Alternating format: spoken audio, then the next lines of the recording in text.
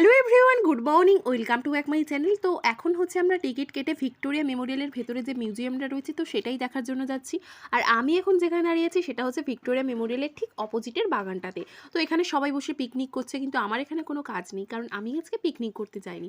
তো অবশেষে অনেক চেকিংয়ের পর আমরা চলে এসেছি ভিক্টোরিয়া মেমোরিয়ালের ভেতর। তো এখানে বিভিন্ন রকম ব্রিটিশ আমলের জিনিসপত্র রাখা রয়েছে। আর ওই দিকে যে স্ট্যাচুটা দেখা যাচ্ছে ওটা হচ্ছে রানী ভিক্টোরিয়ার স্ট্যাচু। আর আরও অনেক কিছু এখানে দেখার জিনিস রয়েছে, আর সব কিছুতেই শর্টসে দেওয়া সম্ভব নয়, তাই জন্য আমি এর পরের পার্টের লং ভিডিওতে আপলোড করব। তারপর কয়েকটা ছবি তুললাম, আর ঘুরতে গেছি, ছবি না তুললে একদমই চলে না। তো ছবি টবি তুলে আমরা বাগান বাড়ি দিয়ে আবার বেরিয়ে আসছিলাম। তো সেই সময় হচ্ছে এই গাছটা দেখতে পেলাম।